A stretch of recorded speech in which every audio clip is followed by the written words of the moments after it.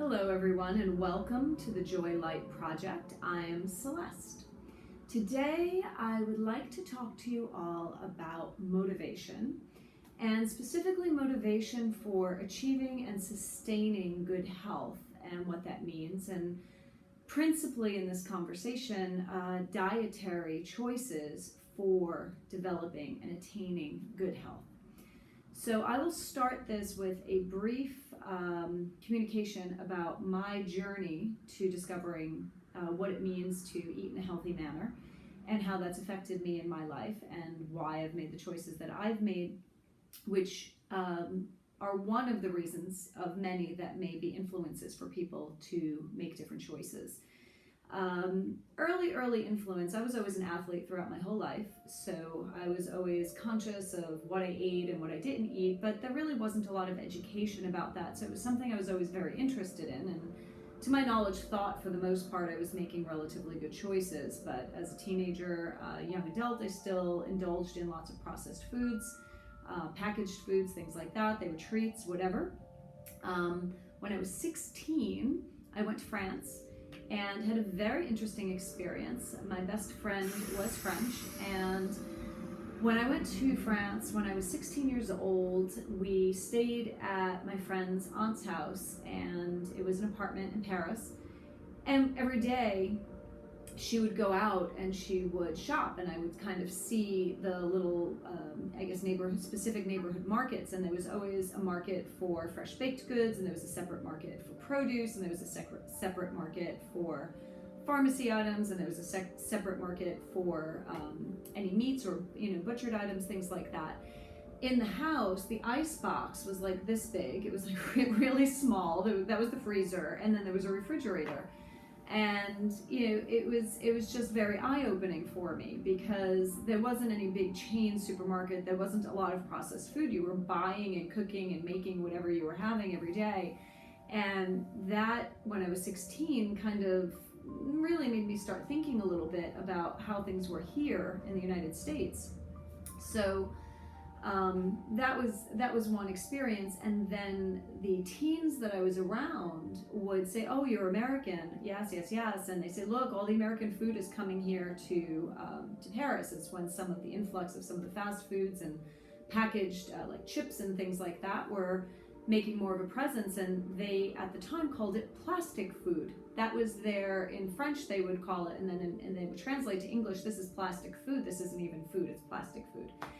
And so that had an additional impact on me. So even if you just take that away, it's a very interesting concept. And we often, because we grow up with the things that are readily available around us, we're not thinking of it the same way, because it's not a shift for most of us. It's been around for quite a long time, fast food and processed food and junk food. And then I started thinking about the supermarket and what's around the perimeter of the supermarket and what is in the center of the supermarket. And it's really all, unless we're buying paper towels and toilet paper and cleaning agents or whatever, the majority of the foods that are in the center of the supermarket aren't even food. They're packaged, boxed, processed, created, manufactured in a factory type of a thing, which isn't a whole food. And you look at the perimeter of the market and you have a little bit of a better idea of what whole foods can consist of.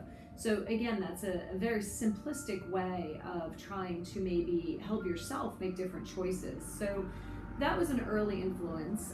Again, I was an athlete. I was always conscious of what I was eating, but that planted some seeds in my head. And I still had apparently other things in my diet that were not really ideal for me. Had a lot of illness as a child, and that was caused by trauma, and so perhaps I was a little more sensitive to some of the things that I was eating and trying to process. Fast forward to when I am pregnant with my first child at the age of 30, and after the birth of my first child, I became very ill, very, very, very, very ill. I had what was considered connective tissue disease. They couldn't quite categorize it as lupus because I was just a little bit off all the markers, but I had positive ANA, I had high strep titers, I had Epstein-Barr, I had high SED rate. There are many other things, but that's what comes to mind at the moment. It's quite a few years back now. And I remember going to rheumatologists and doctors and doctors and doctors and doctors and doctors, and my blood work was a disaster. And there were a lot of shifts that had happened due to the pregnancy. I also will say at the time I had breast implants, and apparently they were saline implants, and they had a silicone shell. I was allergic to 3 of the 4 silicone components of the shell. So that was contributing to whatever the health crisis I was in. So that was an element. So I had to have them removed because my body was attacking itself. So it was an autoimmune response. And that was one of the contributing factors. And then I pretty much couldn't eat anything. I would eat anything, and I would go into a food coma. So I could not digest, process any food. It didn't matter what I put in my mouth at the time.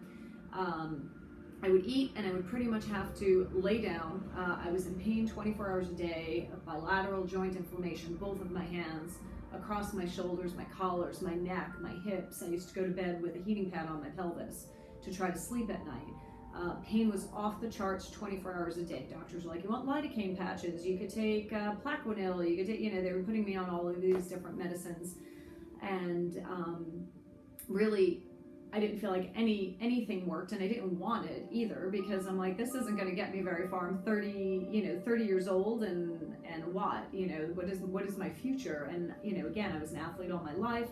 I continued to work throughout the process with an infant, with my career, and felt that I was able to sort of take 1 hour at a time.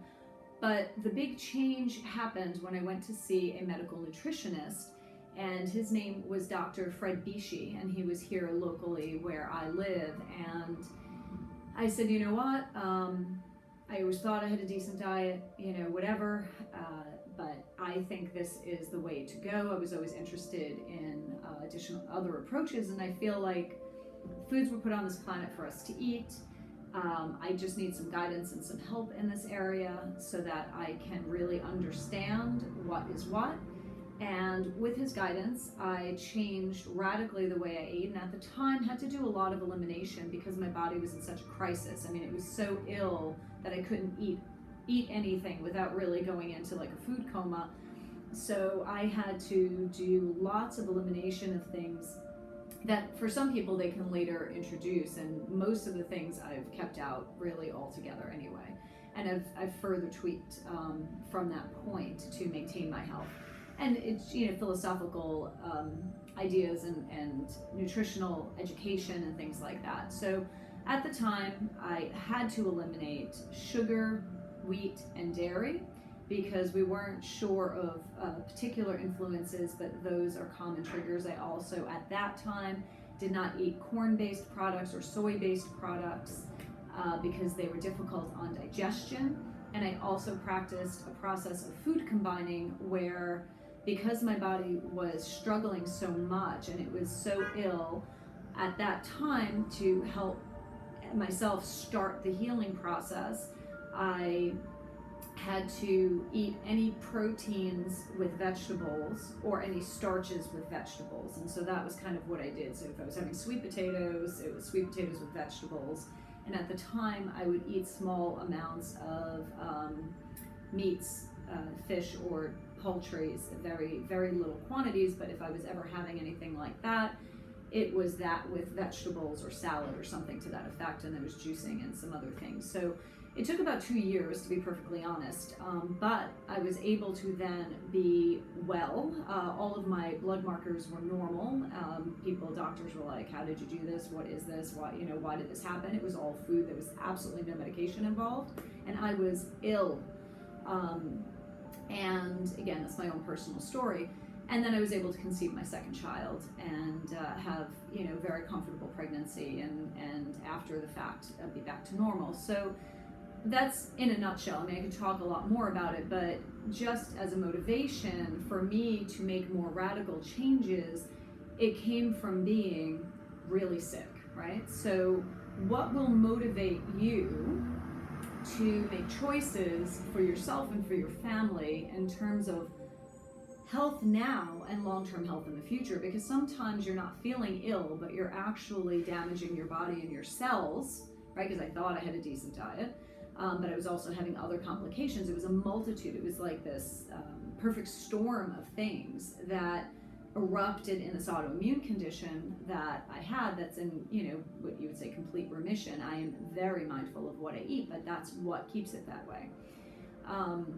People talk about genetics and, oh, well, my family is genetically predisposed to high cholesterol or heart disease or cancer or this, that, and the other thing. And yes, we all do have genetic markers, but what we put in our mouths and what we eat and how we live every day influences whether they express themselves or not, or have an opportunity to express themselves. So that is one thing to keep in mind. So motivations, what would motivate you, right? I got sick and I actually was motivated to begin with. So it really wasn't a difficult process for me to say, listen, I don't want the meds. I want to really learn more and be educated so I truly understand what I'm doing, why I'm doing it, and how it's going to affect my body. I already had that motivation. Some people will only be motivated when they're ill. Other people may be motivated because they, are overweight and they want to lose weight, or they're seeing children overweight and they want to help their children, so they want to help their families. So it's really something outside of themselves, perhaps. That's a motivation as opposed to something happening to them individually. So motivation could be somebody else in the family that needs support, and therefore you're going to work on that for them as well as for yourself.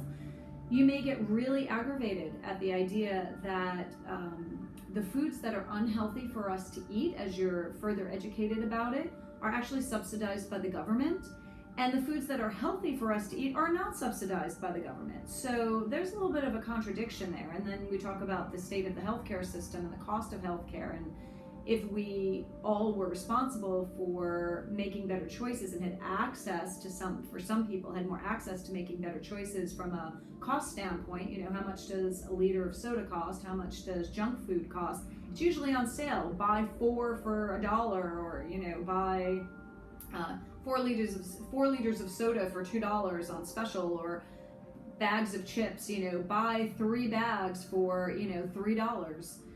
Go to McDonald's or Wendy's and you get all of these specials.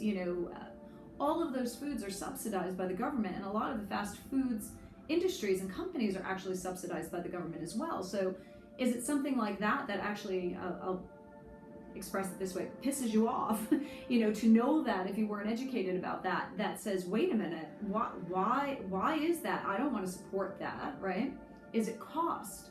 And then if you're thinking cost of food and it's more expensive to eat healthy food, think about the long-term cost of healthcare and what you're paying into health insurance, etc. is part of the reason why the healthcare system is so broken. Multitude of factors, but it's one of them. You can think about motivation of environmental motivation, knowing that, as much as car emissions are creating environmental disaster around the world and, global warming, etc., there are many different theories and many different people have a lot of different ideas on these things. However, industrial agriculture is a huge part of that, and that means that it's the animal farming that is a huge part of that industrial agriculture, and knowing the fact that the majority of the grains that are grown are actually grown for animal consumption as opposed to human consumption. So the argument about food scarcity and trying to feed the world and all of this stuff, if you start looking at the research, looking at the reality of things, if you're interested in those kinds of things, you go, wait a minute, I can't support that anymore because it's actually contradictory to what I thought or what I've been taught or what is in the world that that is kind of the spin or what is out there for people to see. The other motivation that people may have is animal welfare, for example, and really knowing what happens on factory farms and the reasons that they say they, economically, the way they raise the animals, of course, is better for business. But it is truly disastrous to the lives of these animals. And even if you're a person who wants to continue to eat meat,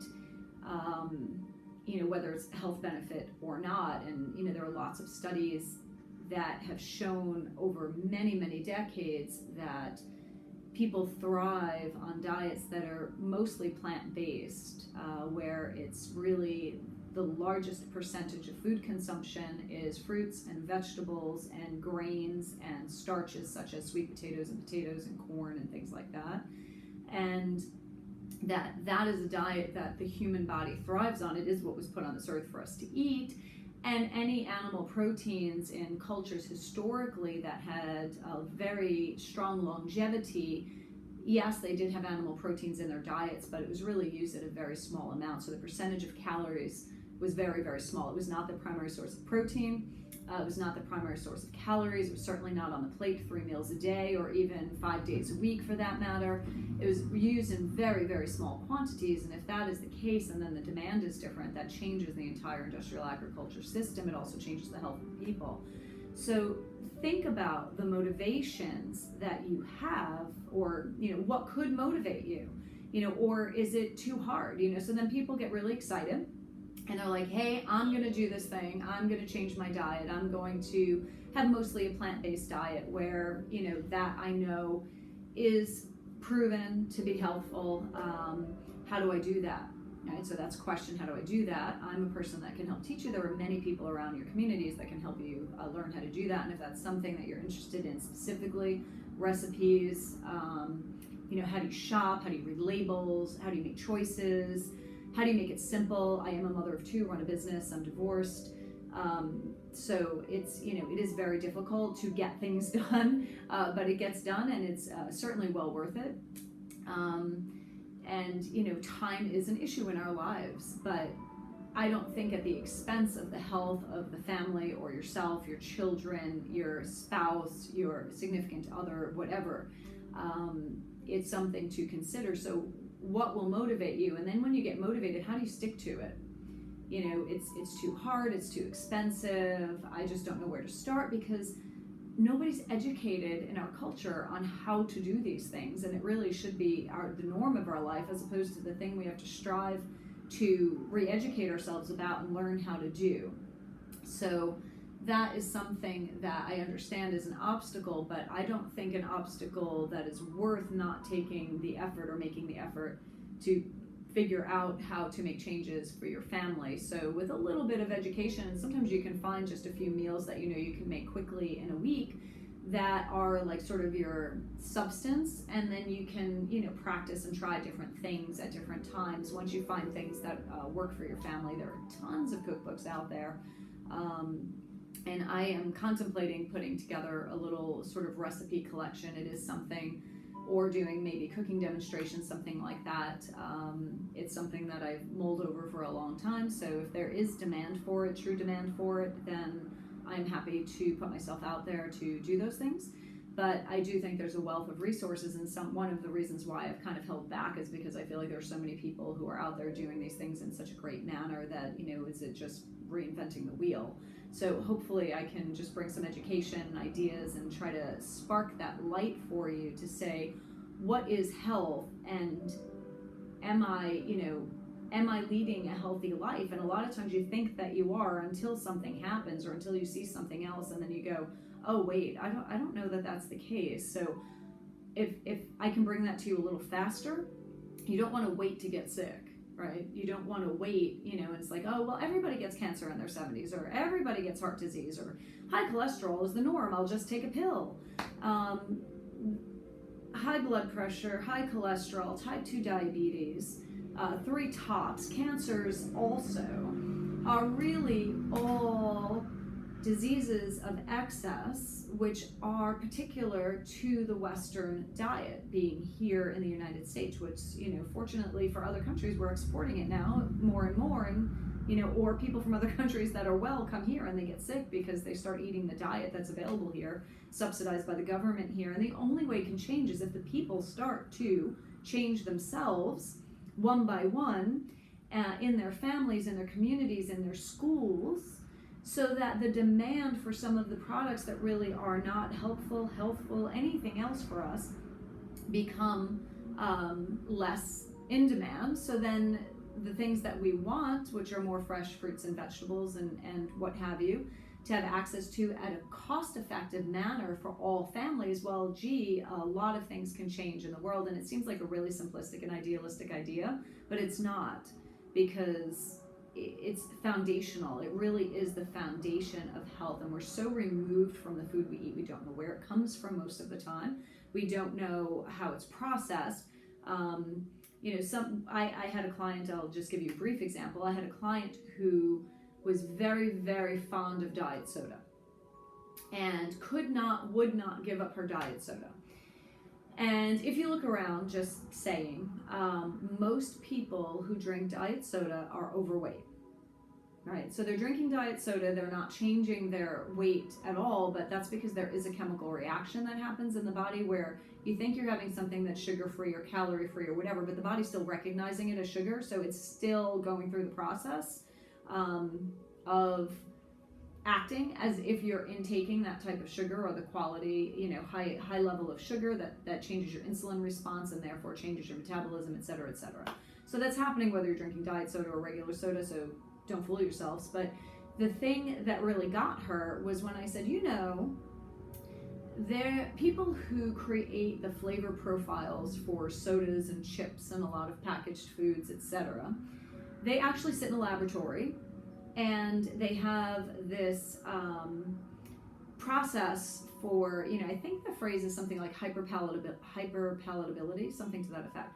But there's a process by which they test flavor profiles to elicit on our tongues and on our palates and with our physiology a response to desire more of this food.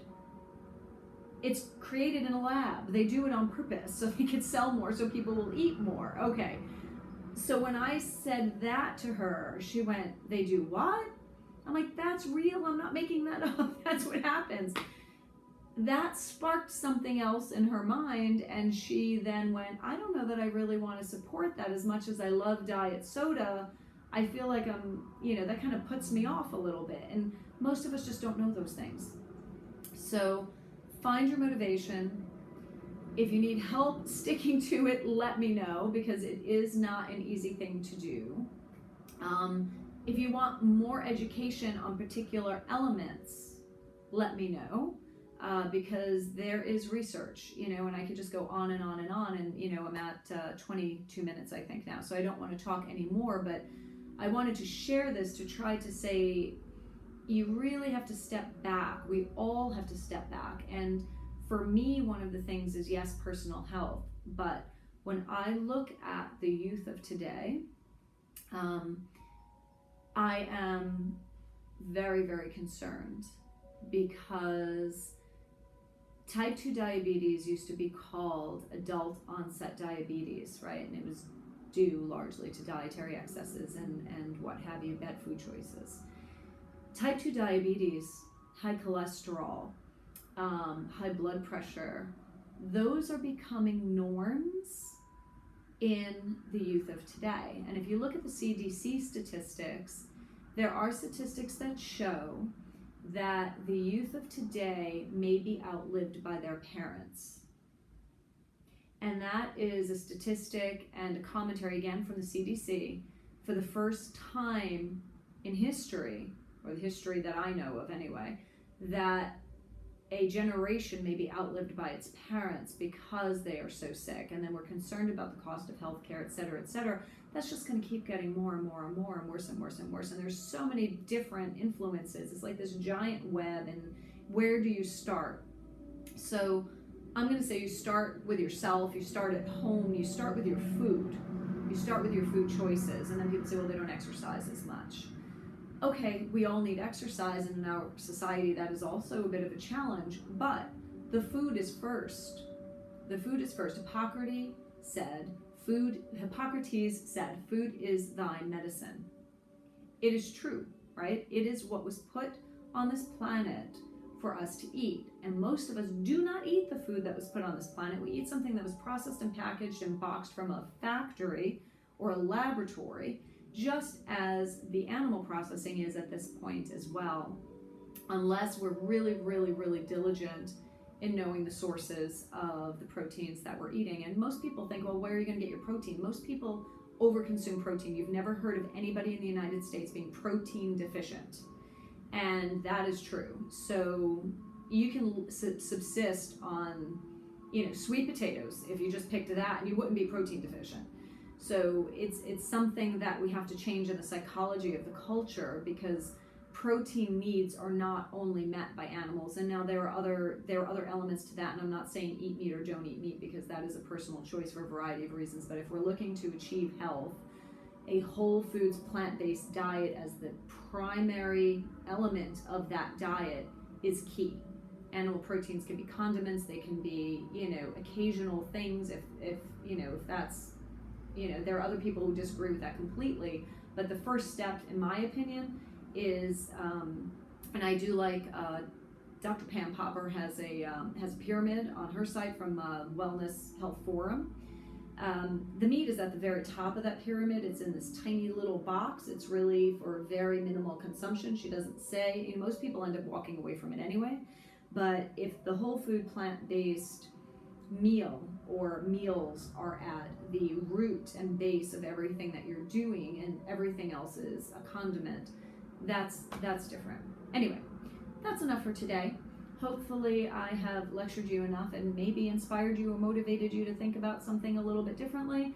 And again, if you have questions, desires, interest, recipes, how-to cooking lessons, things like that, please let me know.